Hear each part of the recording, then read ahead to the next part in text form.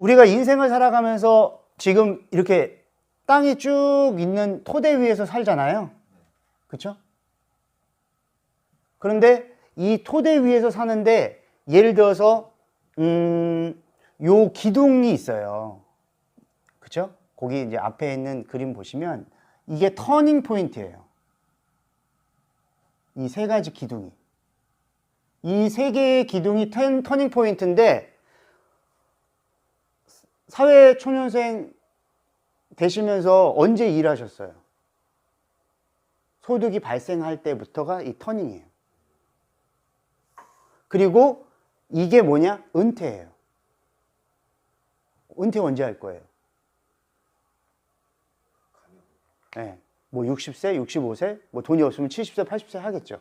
그런데 중요한 건 내가 통장에 돈이 있는데 건강해서 일을 하는 것과 통장에 돈이 없어서 아우 어떡하지? 이러고 일하는 건 완전히 다른 거잖아요. 이게 언제까지 살 거예요? 이거예요. 왜냐면 인생은 여정이 있잖아요. 그러면 여기가 시작점이 있으면 여기 은퇴가 있겠죠? 우리가 소득의 그 은퇴가 있고 여기 이제 우리가 마지막 마무리하는 삶을 마무리하는 단계거든요. 그러면 이 건물을 지을 때 우리의 인생의 토대 위에 기둥을 시작해서 세우려고 하는데 뭐가 중요해요? 기초공사가 중요하거든요. 근데 이 기초공사가 이 집하고 관계가 있는 거예요. 예를 들면 요게 밑에 있는 이 부분이 우리가 소위 말하면 어떤 위험한 질병이나 위험한 사고로 인해서 내 생돈을 깨트리는 걸 막기 위해서 보장에 대한 부분이 필요하겠죠. 여기는 실제로 이제 저축에 대한 부분이고 위에는 이제 투자에 대한 부분인데, 그러면 보세요. 제가 이제 가끔 사회초년생을 뵙기도 하고 뭐 대표님을 만나기도 하거든요. 그러면 자기의 이게 뭐 꿈의 크기라고 할 수도 있고 재무의 크기라고 할 수 있죠, 집이. 근데 사회초년생들이 예를 들어서 100만 원 법니다, 80만 원 법니다, 알바생. 그런데 보험을 얼마를 갖고 있냐? 30만 원 냅니다. 그러면 말이 돼요? 그 보험이 잘못됐다는 뜻이 아니라 아니 집의 크기에 맞춰야죠. 그러니까 건물이 1층짜리를 짓고 있는데 지금 1층인데 실제로 지하공사를 막 3층, 4층을 파버리면 물론 미리 판다고 할 수 있겠죠. 왜냐면 앞으로 그렇게 될 거니까 미리 하면 좋은 점도 있으니까. 그런데 미래에 벌어지지 않은 리스크 때문에 현재가 죽으면 안 되잖아요. 그렇죠? 그런데 반대로 내가 어느 정도의 자산에 대한 부분, 나이에 대한 부분, 이런 것들 생각하면 집의 크기에 보면 또 반대로 나는 한 10층 건물을 짓고 있는데 지하공사는 뭐 거의 뭐 한 1층밖에 안 되고 이러면 어떻게 됐어요? 나중에 이거 쌓은 거 다 무너지는 거죠.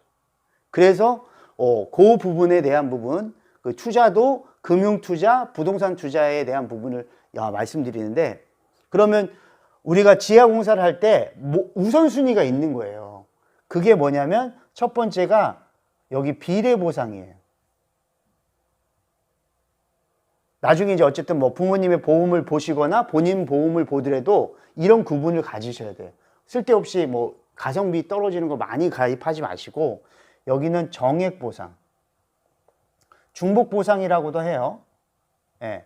그러면 비례보상에 해당하는 건 뭐냐면 실손의료비예요. 들어보셨죠?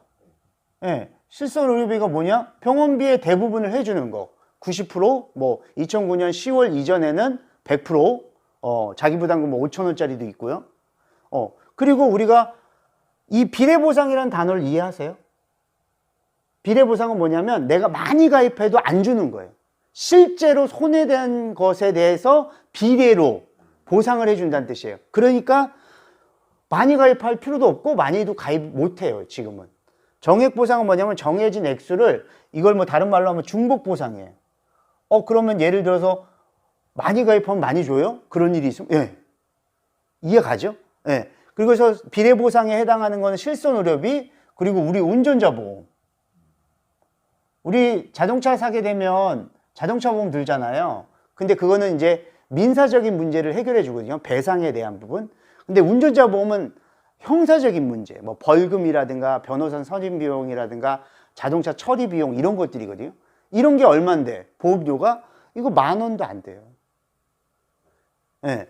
실비보험 뭐 지금 한 1, 2만 원, 연세가 있으면 한 3, 4만 원, 그러면 끝나는 거예요. 그럼 그거를 안 해놔가지고 막 아파가지고 병원 가면 생돈 깨고, 그쵸? 그 지하공사가 분명히 우선순위가 이런 순으로 가야 된다. 그리고 또 하나 화재보험이 있어요. 물론 이건 드는 분도 많지 않지만 또 최근에는 뭐 대형 사건들 날 때마다 뭐 지진 같은 거 날 때도 또 이런 거 얘기하거든요. 그래서 이런 것들을 챙기시면 되고, 이게 보험료가 그냥 1만 원에서 뭐 합쳐봐야 한 3만 원 이 정도면 해결이 되는 거예요. 네.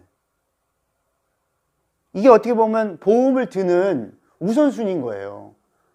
제가 알바생인데 뭐 지난번에 보니까 그 90만 원 벌더라고요. 근데 20대 후반이에요. 결혼 안 한 남자인데, 물론 남자니까 뭐 종신보험이 필요할 수도 있는데 그 친구가 보험을 20만 원짜리 종신보험을 들고 있더라고요. 그래서 왜? 근데 자기가 종신보험이 필요해서 들었다면 그럴 수 있잖아요. 세상에는 옳고 그름이 없으니까, 다름이 있을 뿐이니까. 근데 문제는 그게 저축인 줄 알았다는 거예요.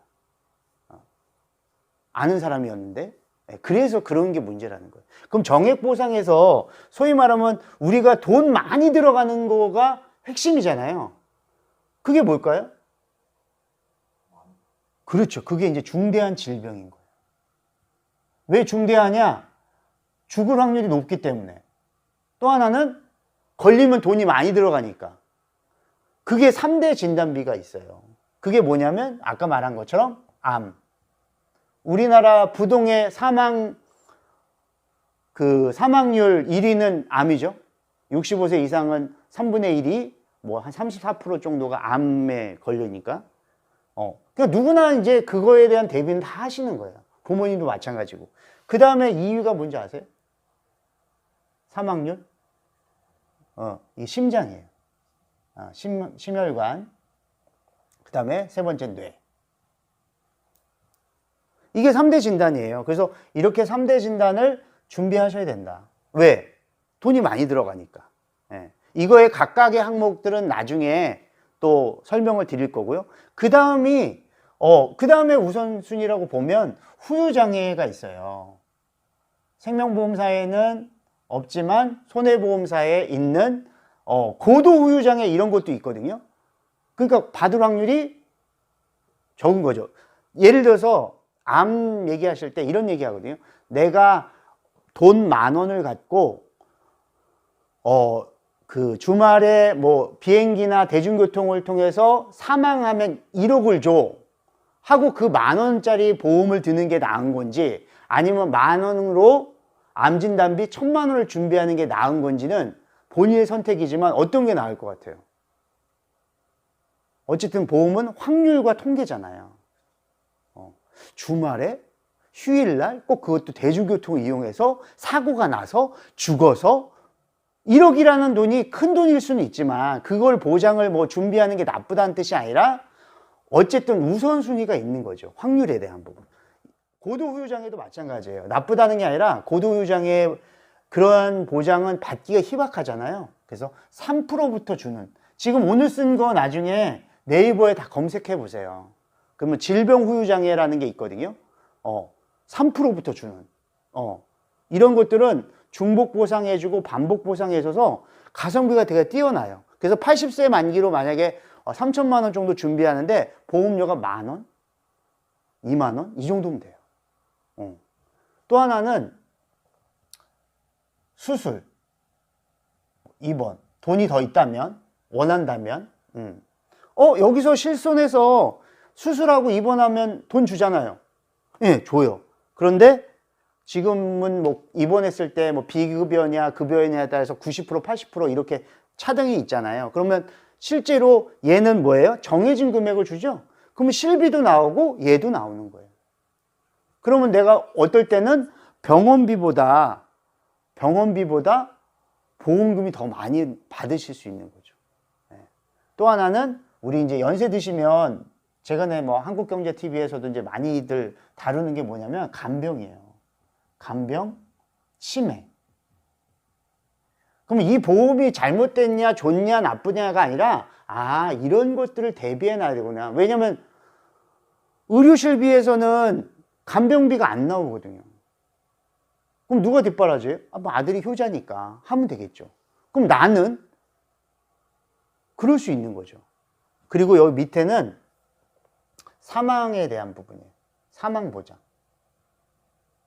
그래서 사망보장은 물론 여기에 들 때 기본적으로 들어가는 게 뭐 이런 중대한 질병이 들어갈 때 주계약이 들어가기 때문에 뭐 상해라든가 뭐 생명사의 재해 그리고 질병으로 돌아가시면 사망하면 주는 게 있지만 여기에서는 이제 일반 사망이라는 게 있어요.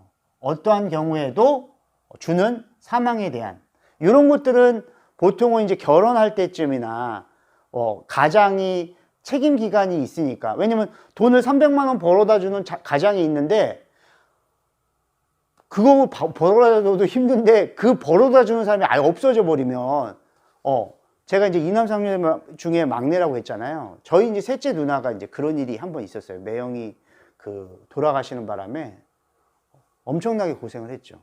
그래서 이러한 순서대로 기초공사를 하시자.